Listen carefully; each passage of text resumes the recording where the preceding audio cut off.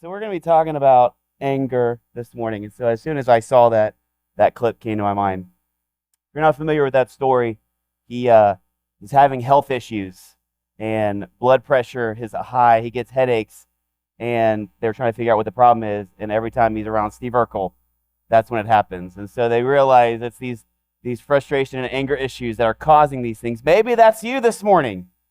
Maybe you're having issues with blood pressure and headaches. Maybe you need to investigate what that reason is. Maybe it's the person you're sitting next to right now. No, I'm just kidding. How do you deal with anger? If you were to keep that clip going, and I did have the whole clip, but I decided for time's sake not to play it. It keeps going. He feels better, then it keeps going, then the whole place falls down. And he keeps quoting that mantra. And finally he says, "You're the problem. What's bothering me? It's you." And he chases him and he's hiding in the car.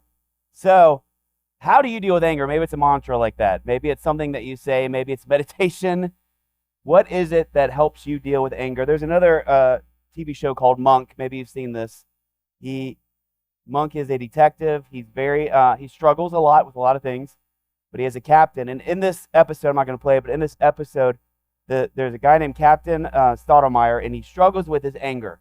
In this one episode, there's a false accusation that causes him to punch a fellow officer in the face, which leads to a lot of problems with his job, with his marriage, and in this instance, causes damage to a crime scene and hinders a criminal investigation. So unfortunately, in this scene, in this story, the captain's anger causes significant unintentional consequences that hurts a lot of people. I think that's how anger a lot of times is summed up. In the moment, we don't even realize it because we're so blinded by our anger. Before we even go any further today, I want you to think right now, is there something or someone that causes anger in my life, that causes bitterness, that causes resentment? And I'm not even afraid to say there are times that it could be God himself. Maybe something's happened in your life that you're like, whenever I think of this, I get upset. And the cause of that may be that we blame God. So think about those things before we even move on. Today, I'm hoping, it's our last meeting in this space, and a lot of things are changing. I'm hoping that one of the things that can change is you can let go of anger in your life. Or at least start the process, because as we know, it's not an immediate thing. There are people in my life that have hurt me that in the moment I say, yes, I forgive them, but every time their face pops in my head, it's a frustration. It's anger. It's bitterness.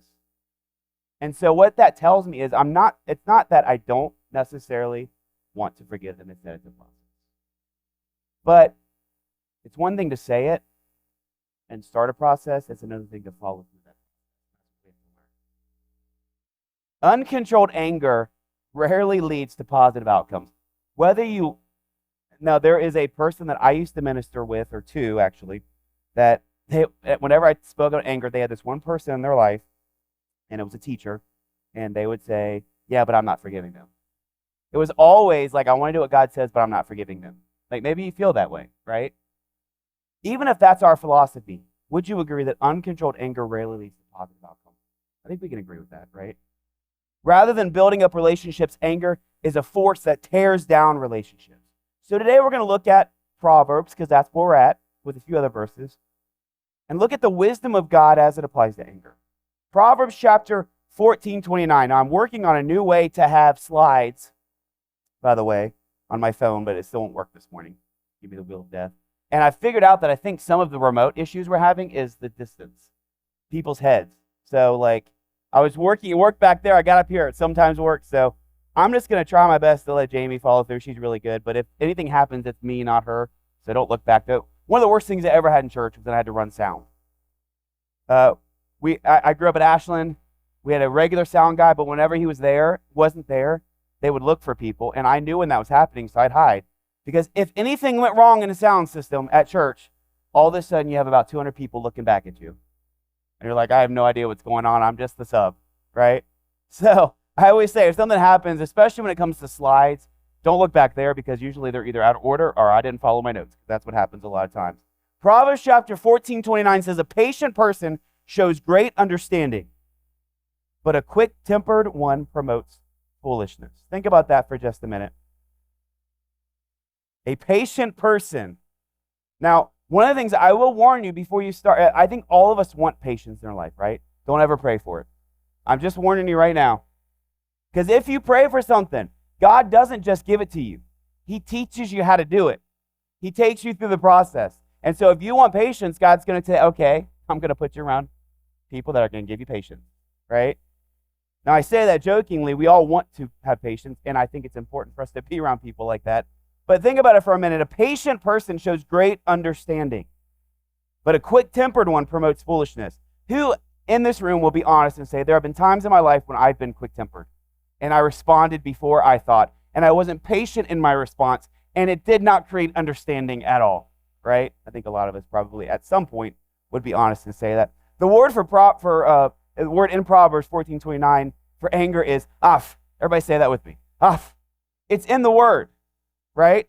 It's rooted in the concept that somebody is so angry that they flare their nostrils, right? You ever seen people like that? I don't know what happened. I had a picture of flared nostrils and it disappeared. This wasn't meant to be. But you've been so mad that they're flaring their nostrils, and you can even say, oh. So the next time you're angry, just make that noise, because that will remind you of what Proverbs says, right? Some things make us angry, and here's what I want us to understand. Being angry is not necessarily wrong when you get these emotions of anger. There's a process that we have to filter them through. It's wrong or pointless for us to say, no, I'm not going to get angry, because things make us angry, and it's beyond our control, right? So we have to understand there are some things that are going to make us angry. How we approach that anger is what's important. That's what we've got to see. Approaching anger in a slow manner and not letting it run wild. You can throw that next slide up here. Like a bull in a china shop, right? This is how I learn, by the way, pictures. So you'll see why everybody else has like 4 slides when they preach, and I have like 40, because I throw pictures up there. That's why I always get out of order, because I forget that I had them. But a bull in a china shop, that's often, like this right here, can make us so angry, right?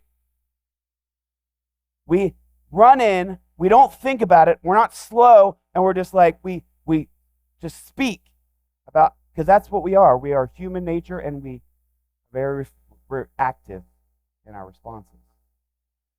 But Proverbs says that one who is slow to anger has great understanding.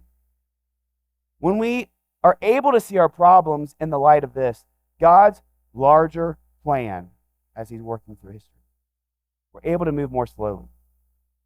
One of the things that, and the main themes that we're going to see today is this: when we can take ourselves out of a situation and look at what God's trying to do, it can kind of change our perspective a little bit.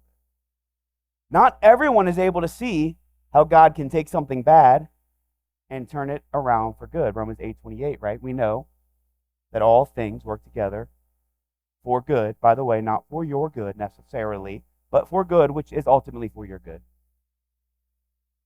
Now, we look at that verse and we say, all things work.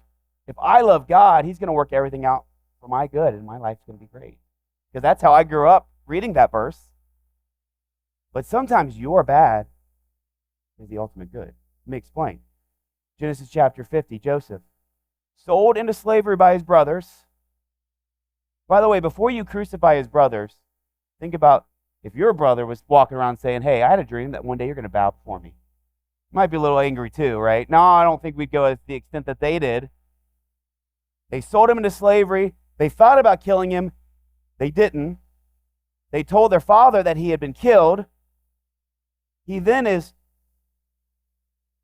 sold into slavery and goes into Potiphar's house, which God is with him every step of the way, and things flourish. And guess what? Potiphar loves him, and all of a sudden he's falsely accused of doing something he didn't do, so he's thrown in prison without even being able to explain for himself.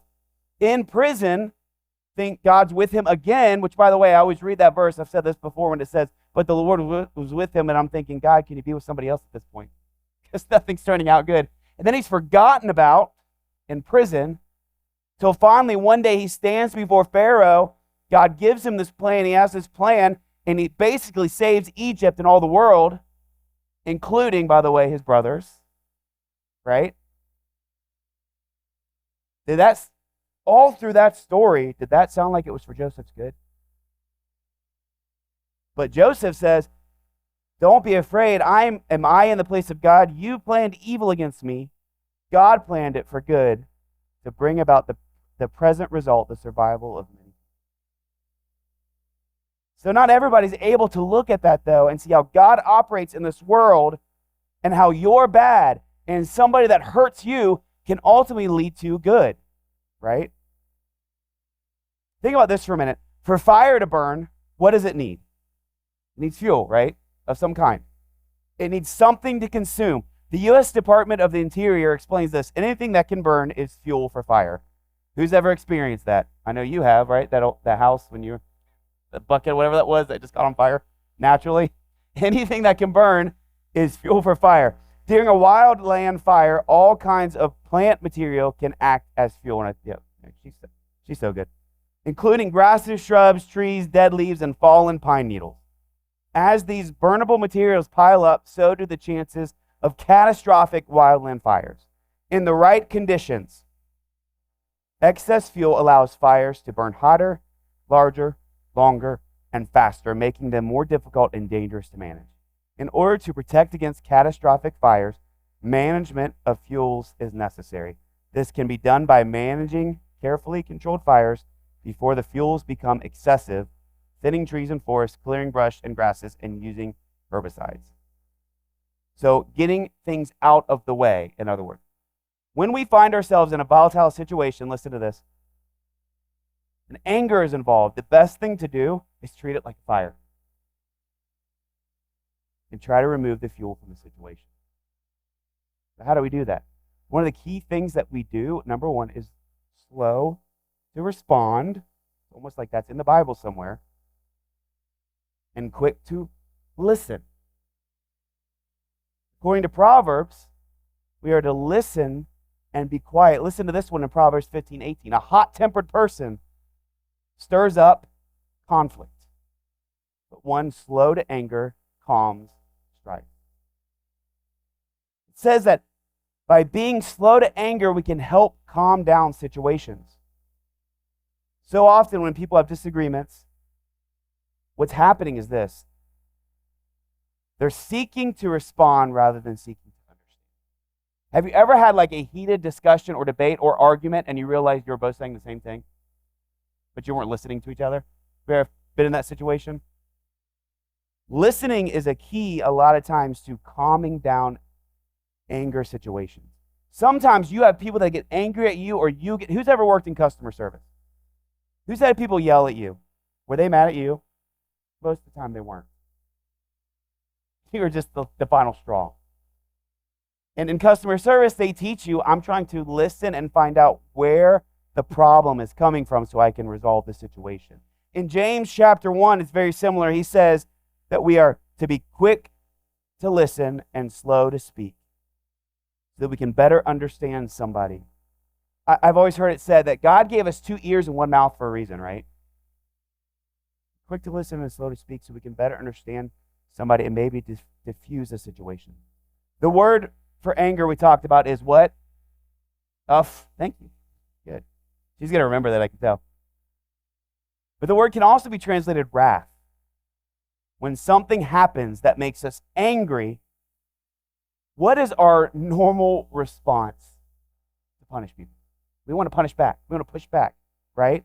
Why do you think that God said, vengeance is mine, right? Vengeance is mine. But here's what I want us to understand. I want us to understand what God did with his wrath towards us, right? He took, because we're about to celebrate Easter.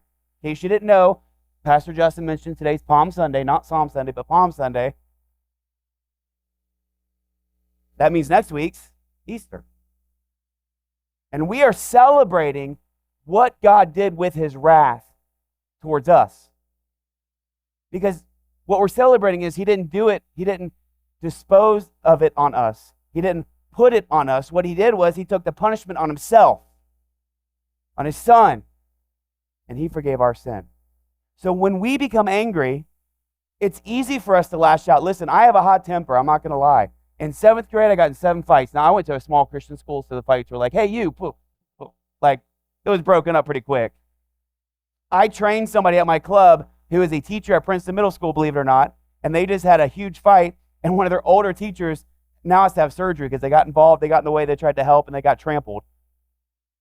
If you're older, don't get in the way of a fight. I'm just going to say it because he couldn't move out of the way, couldn't get out of the way. Nobody should really get in that situation. It's a shame that we even have to deal with that situation. But it's a lot different back than when I was growing up. So 7 fights were like name calling and like pushing people. But I mean, I'll be the first to admit, I have a hot temper. And I have to work on that. But when we get angry, it's easy to lash out. It's easy to try to pour wrath on somebody else. It's easy to say mean things that you know hurt people's feelings because you're not in the situation. You're so heated, you're blind, and we'll look at what that looks like in just a minute. But instead of lashing out, consider the one who lashed out for our sins. And consider, there's a verse that says, by his stripes we're healed. So when I want to lash out anger on somebody else, my first thought needs to be, well, God's anger was lashed out on Jesus Christ. Remember how God handles his anger toward us. So we need to stop, breathe. By the way, breathing is so important. I work in the field of fitness, and it's important. I always tell people the way you breathe out, the way you breathe in can determine how much you can lift. It can determine the pain that you feel as you're lifting.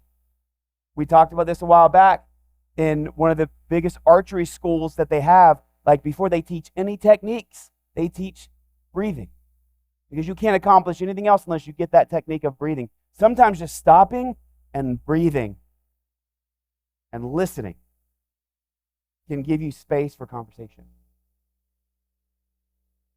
And here's the thing. Even if it can't restore the relationship, because there are some relationships that may never be restored. There are some people who, even though you may forgive them, they're not sorry. And there are some people that even though they say they're sorry and you forgive them, they're going to hurt you again. But our job, or our mission, our calling is to forgive as we've been forgiven. So how do we deal with anger God's ways? Just a couple things I want to throw out there. The first thing is this.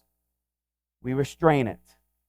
Proverbs 29:11 says, a fool gives full vent to his anger, but a wise person holds it in check. Think about that for a minute. A fool. That doesn't sound pleasant. Nobody wants to be called a fool. Gives full vent to his anger, but a wise person holds it in check. Here's what the scripture does not mean, that you bury it deep inside. Now, I'm a barrier. I hold things back. Guess what? Those things always come back, right? Mark, you're a counselor. When you deal with people, what's most of their problems probably come from? Stuff that's been buried deep, right? That they tried to hide, that they try to keep down. So we don't bury our anger. We don't refuse to deal with it, but we have to learn how to control it. Because as I mentioned at the beginning, we are all going to have anger at some point in our life. We can learn to control it, and we can figure out how to express it. So when you restrain your anger, guess what? You're keeping it within limits, right? The second thing is this. We reevaluate. This is so important. In James chapter 1, verse 19-20 says, my dear brothers and sisters, take note of this.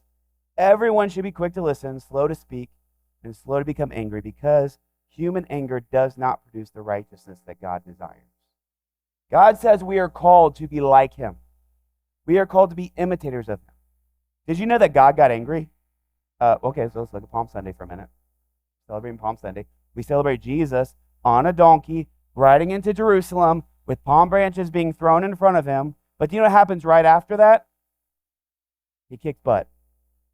Am I allowed to say that in church? He walks into the temple. He flips the tables over. He kicks the religious people out and says, you're not making this what God intended it to be. You're hurting people. You're keeping people away from God when God created this place to be with them.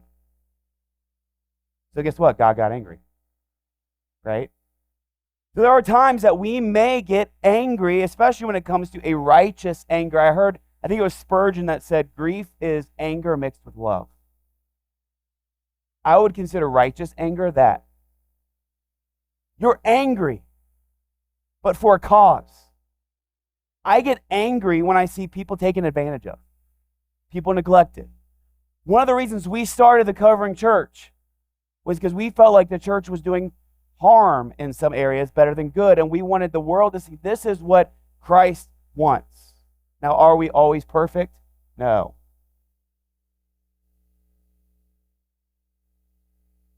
But dealing with anger the way God deals with anger, number one, it's slow, it's responsive, it's evaluating, why am I angry in the first place? What's causing this anger?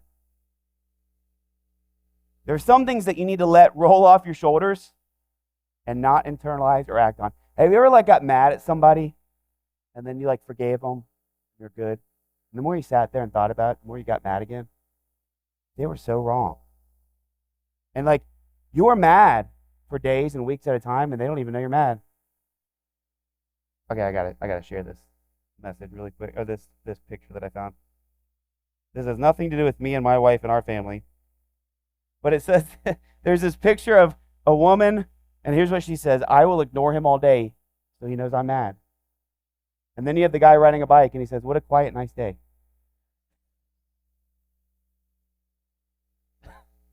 Sometimes you don't even know you're mad because you're sitting there and you're internalizing something. But here's my problem. We are called to live in a light that is focusing on Christ, sharing the gospel, getting rid of everything that's hindering us from God. And if we're sitting there on a daily basis internalizing anger or why we're mad at somebody, what is suffering?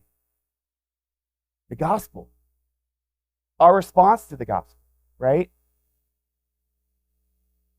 When you reevaluate a person's words or actions, you often find that maybe you shouldn't have been mad in the first place. Maybe they didn't intend to hurt you. Maybe you're reading into the situation. Maybe you're reacting because of something that happened to you. Maybe somebody hurt you, so now everybody's out to hurt you, right? There are a lot of things that go into this. Reevaluating this situation, and we'll see this in a minute, can also mean maybe they did hurt you on purpose, but reevaluating it means, okay, I can still forgive them because I've been forgiven. Which brings us to the third thing. And this is the one I spent most of my time on. Release it. Colossians 3:8 says, but now put away all the following. Guess what the first one is? Anger, wrath, malice, slander, and filthy language from your mouth. When you deal with anger God's way, you feel it, you vent it in a safe way, possibly complaining to an innocent third party who's been that third party, where no one's harmed, and then you release it. My mom taught me something years ago that saved me a lot of hassle. When you're mad at somebody and you're going to respond to them, write a letter to them. Nowadays, it's email, right? This was back in the day when it was still email, but some of you are like, well, I didn't have email to this recently. Write an email, let it sit for 24 hours in prayer. If you feel the same way the next day, then you can send it to them. So I'm encouraging you. That's a beautiful way to handle this. And most of the time what happens is you can release it. Sometimes it's got to go a little deeper. You can get rid of it from your heart and your mind. Ephesians chapter 4, 25 through 29. Says, be angry and sin not. Think about that for just a minute. It should be up on the screen. Be angry and do not sin. Don't let the sun go down on your anger. Think about that for just a minute. Be angry. So there are times when it's okay to be angry, right? There are times when you will be angry. There may be times when you're angry and it's not rightfully so. You shouldn't be angry. But most of the time when you are hurt, there's a reason. There's a cause. Somebody's hurt you, and so it makes you angry. Christ doesn't say, don't be angry.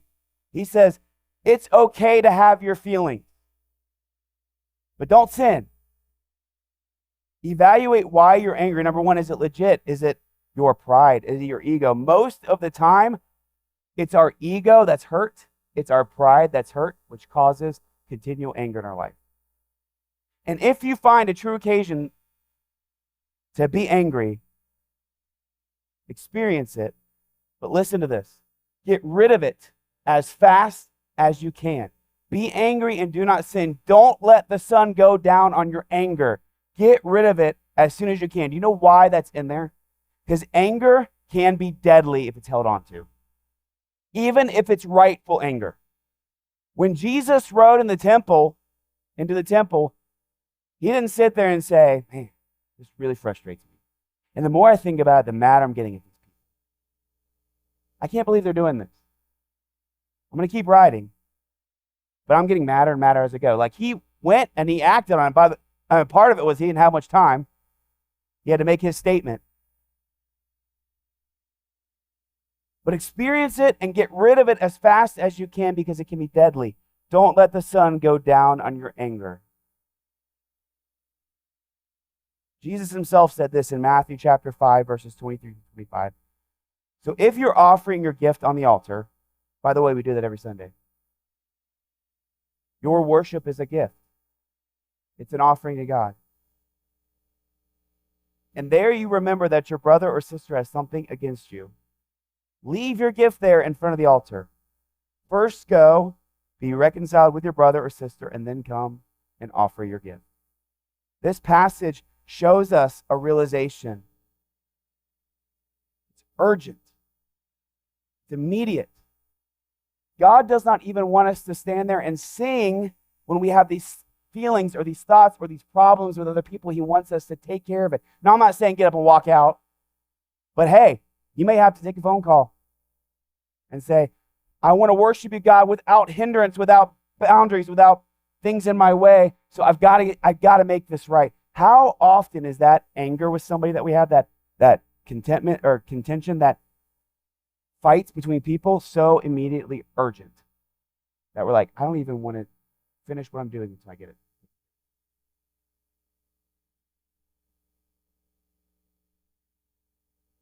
Standing here and worshiping when you're angry or have issues with somebody does not accomplish what God wants. He says, I prefer obedience over your sacrifices. I love this as Matthew continues, because I read this in a different way today. Reach a settlement quickly with your adversary while you're on the way with him to the court, or your adversary will hand you over to the judge, and the judge to the officer, and you'll be thrown into prison. Truly, I tell you, you will never get out of there till you have paid the last penny. So the adversary here is obviously the person that you've got contentment with, but do you know the Bible says that we have a more true adversary? 1 Peter 5:8. Your enemy, your adversary, is the devil, who's walking around seeking for ways to devour you. So even though the adversary may be the person, because the Bible says our fight is not with flesh and blood. Our fight is a spiritual fight. And when we're fighting constantly, or have these struggles with humans, with flesh and blood, it's getting in the way of the true fight. Because the adversary is the devil.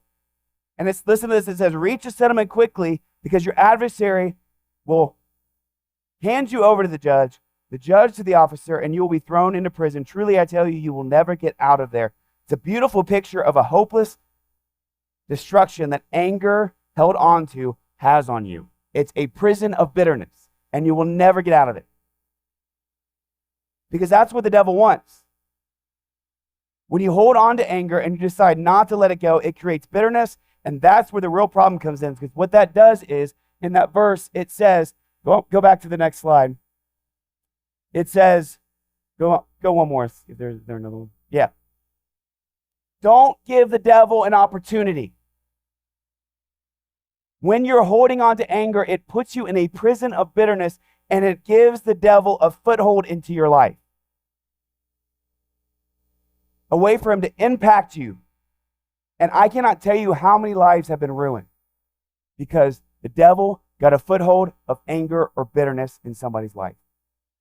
In fact, Ephesians chapter 6 says, put on the whole armor of God so that when the day of evil comes, you may be able to stand your ground. And after you have done everything to stand, stand firm then with the belt of truth buckled around your waist, with the breastplate of righteousness, and with your feet fitted with the righteousness that comes from the gospel of peace. In addition to all this, take up the shield of faith, listen to this, with which you can extinguish the flaming arrows of the evil one. Anger is a flaming arrow that Satan wants to shoot at you and will shoot at you because he loves to destroy with anger. Because you know why? Your thought is, I'm in the right. But you're the one suffering. Here's a couple of things the reason that Satan loves anger. Anger has ill will. The devil loves to hurt people. He especially loves to hurt those who love Christ. Anger has an ego. Anger, I mentioned this earlier, is often an offended ego. Think about this. The devil loves pride. And he wants you to care more about your ego and your hurt pride than other believers and mending relationships with them. Anger separates people. Christ focuses on unity. Satan focuses on disunity. Finally, anger blocks our perception. All you can focus on is getting your way and your anger. And here's what I want you to see today, that Satan, his main way of using flaming arrows and everything else against us is what? Lies. God warns Cain of this in Genesis chapter 4, verse 7. If you do what is right, won't you be accepted? But if you do not do what is right, listen to this, sin is crouching at the door. Its desire for you, or its desires is for you, but you must rule over it. God spoke these words to Cain. Cain was visibly angry that God chose his brother's sacrifice and not his. And instead of responding to God's displeasure with him and repenting and being sorry and desiring to change, Cain responds with jealous anger and bitterness towards his brother. We know what happens there. God, who knows the heart, knew that Cain's anger was rising up to this point, and he says, its desire is to rule you. I've said this once before. Sin, anger, all of it is not a trap that you fall into. It's a door that you open. You have a choice. And that's what God's warning him. So even anger that's rightful can lead to sin if it's held on to. And listen to this, it will rule over you. We have to let it go, to release it. And I understand something. I know it's not easy. I don't want to stand here and say that, do it. Because that's how I feel like we grew up in church a lot of times. Like, I understand that. Like, this is what God said to do, now go do it. Okay, well, I'll have feelings and emotions, and I still am going to have anger. But here's what I want you to, this is the easiest way I can say, this is the only way I can say, to start that process of forgiveness. As Jesus was on the cross, there's a verse. Here's what it says. Then Jesus said, Father, forgive them, because they don't know what they're doing. And they divided his clothes and cast lots. While they were sinning against him, while they were murdering him and mocking him and playing games with his clothes, he's looking at them and he's saying, Father, forgive them. They don't know what they're doing. This is what it means to be Christ. So when Christ says, take up your cross and follow me, that's what he's saying. You've got to be willing to have forgiveness like that. Ephesians 5, 1-2 says, be imitators of God as beloved children and walk in love as Christ loved and gave himself up for us a fragrant offering and sacrifice to God. So it's not easy, I understand. But it only imprisons you. It only hurts you. It only hurts the gospel and the testimony of the gospel and those who are Christ-like if we don't live Christ-like.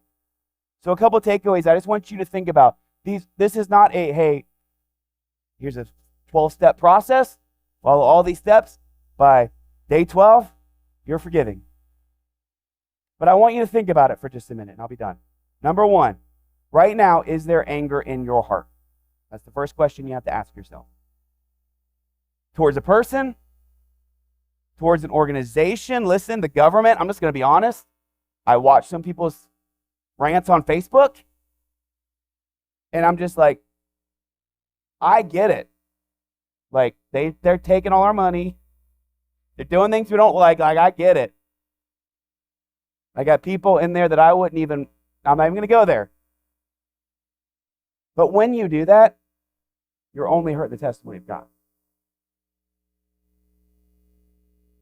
Because you're spewing anger at flesh and blood, an organization. So maybe it's an organization. Maybe it's God himself. Maybe something happened in your life and you're like, I don't understand why God will allow this to happen. So right now, is there anger in your heart? Number two, what's it going to take to let it go? Is it talking to the person that you're angry at? Is it talking to a third party? Is it talking to somebody who's professional? We got a counselor, in-house counselor back here. I'd love to talk to you about something like this. Maybe it's just starting the process and spending time with God and asking him daily, help me get rid of this anger. The third question I have is this: what has your anger cost? Number one, did you know that anger or holding on to anger costs or hinders your prayers? Mark 11:25, and when you stand praying, hopefully we do that every day. Talk about that a lot at church. If you hold anything against anyone, listen to this, forgive them. You know what that tells me? If we refuse to do that, do you feel like our prayers are hindered? Because then it goes on to say, so that your Father in heaven may forgive your sins. Forgive. We trust in Christ, we're forgiven. But if you're like, God, I messed up today, please forgive me. You know what he might want to say to you? Well, you still haven't forgiven John over here. Go forgive him. Try to pick somebody's name that wasn't really in there. Here's one of the most important things, and I'll be done. It hinders our view of God in the gospel. Our view of God in the gospel. Because if we truly realize how much we've been forgiven, there is no room for hate, anger, and unforgiveness in our heart. If you're holding on to unforgiveness right now, if you're holding on to anger, if you're in bitterness towards somebody, something, you don't understand how much you've been forgiven. You don't understand how deep the gospel goes. And I doubt that any of us really do. We're learning every day. But I'm challenging you today. And ask yourself those three things. What's it going to take? Is there anger? What's it going to take? And what is it costing you? Because it's not costing the other person. It's costing you. It's costing your family. It's costing relationships. It's making the gospel take a hit. There's so much involved in just saying, you know what? They hurt me. I refuse to forgive them. But if you forgive them, even if they don't deserve it, you're taking a step closer to Christ. And here's the funny thing, the closer you get to Christ, the more steps you take towards Christ, guess what? The easier it gets. More like him. When people look at you like they looked at the disciples and they say, man, this is what I want to be, this is me someday. Look at these uneducated men. They've been with Christ. They've been with Jesus. Because of the way they live. Let's pray. God, I know this is not a fun message necessarily.